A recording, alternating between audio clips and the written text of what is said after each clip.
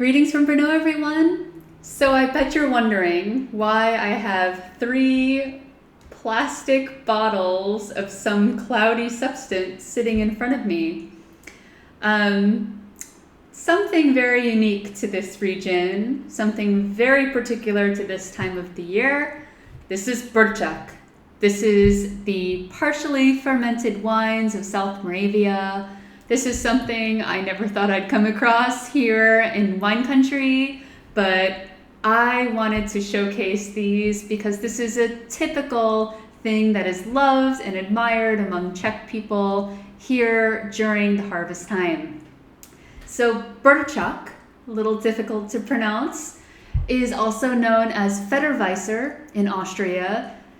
It kind of translates to feather and white, meaning white feather, because of some of those suspended particles here in the wine. I wanted to try out 3 different Burčáks today. This is a wine that is partially fermented. So the grapes have been harvested, they have been slightly pressed, and this is the juice from the must, or the juice coming from all of the grape skins and everything that's kind of muddled together during the pressing time.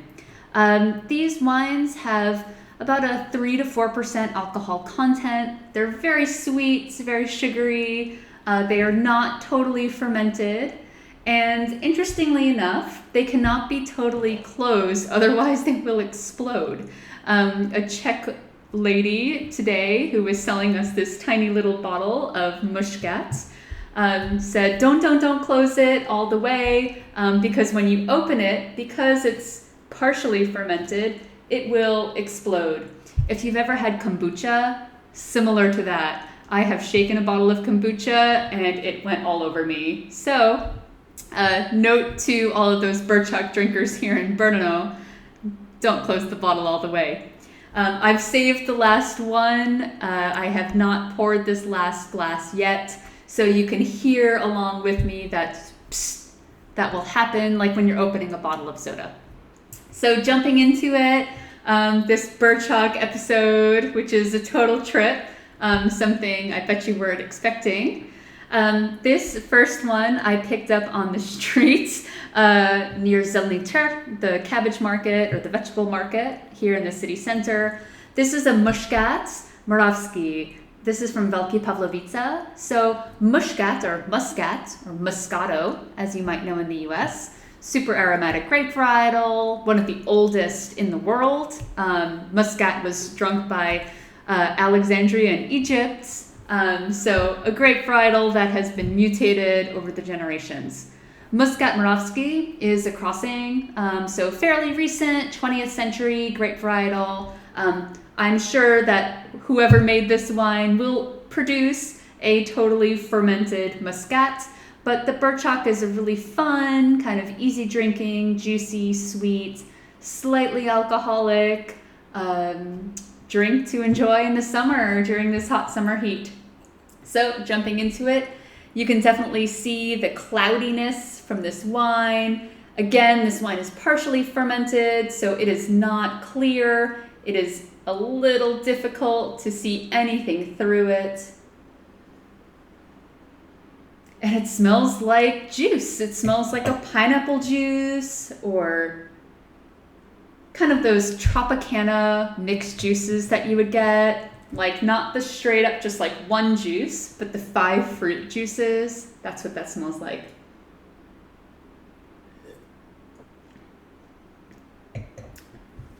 So it's got a slight spritz to it. Some of that carbonation is still in that bottle, hence why opening it can be a little trepidatious if you seal it totally all the way. But it's got a little bit of an orange note to it, kind of pineapple.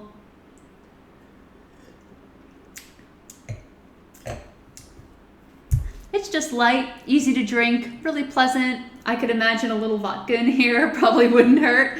But a fun, different varietal and different style of muscat that I've ever tried before. I'm very excited because this is my first time trying Burčák. So happy to taste it along with all you YouTubers out there. Second one I'm doing, so this is Irsai Oliver. So this is a grape varietal, which is a crossing. It was made in the 1930s. It's a crossing of, it's a Hungarian grape varietal, so 2 Hungarian grapes, Pozzoni and Pearl of Saba. Excuse my pronunciation on that. So Irsai Oliver, it's grown a lot in Znojmo, very aromatic, very pretty grape varietal. This one has more of an herbal note to it. It smells more like a green spearmint, a little bit of a fresh mint to it as well. But you still get that tangerine, kind of clementine note to it. More orange, definitely, than first. The first was leaning more towards pineapple, kind of tropical fruit. This is definitely leaning more towards a tangerine, clementine, mandarin orange. The color's a little bit deeper. I'll hold them up together. This is the Irsai Oliver. This is the Muškát. You can tell the Irsai Oliver has a little bit more of an orange tinge to it, kind of like my dress. I'm dressed apropos to this tasting today.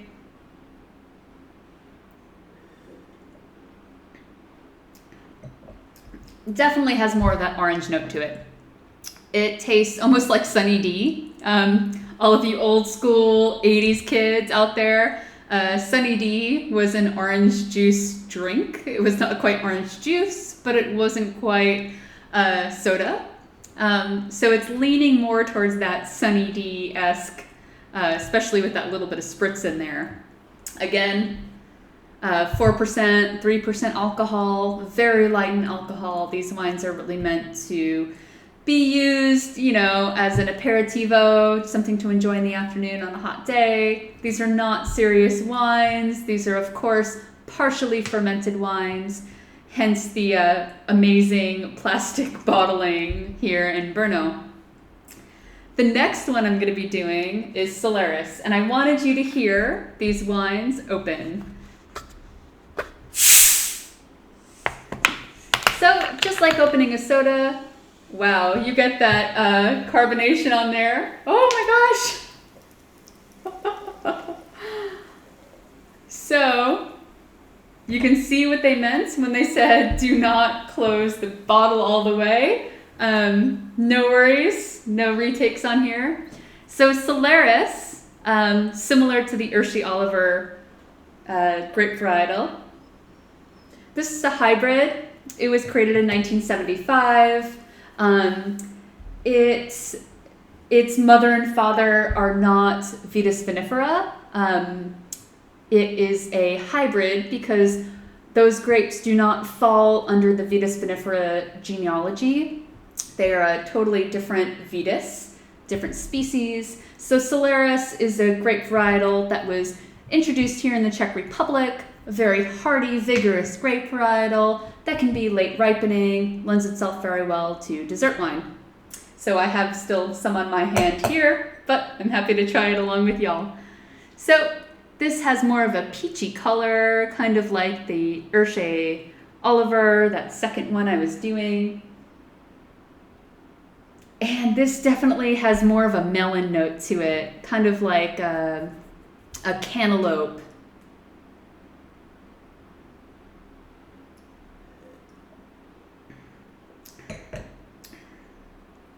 This one's even a little bit sweeter on the palate, kind of tart as well. So you've got that sweet tart flavor going on. It does kind of remind me of those candies, like a sweet tart. It's got that little bit of sour, not quite sourness, but definitely a tart, like you've sucked on a lemon. I'm even getting notes of pumpkin on the nose and the palate, surprisingly. This is the first time I've tasted these, so quite a surprise for me as well. But interesting to see this style of wine, of partially fermented wine, uber popular in Brno. I picked these two up, the Muškát Moravsky and the Irsai Oliver, literally on the streets. There was a street vendor selling these out of a small wooden barrel, and they just popped them in these little plastic containers. The third one I bought out of Vinoteca just next door, featuring the Solaris grape. So totally random and obscure kinds of styles of wine here in Moravia, but something worth mentioning because this is the culture that we're living in, and these are the wines that we're drinking. So cheers from Vino, cheers to Burčák, and have a nice weekend. Enjoy!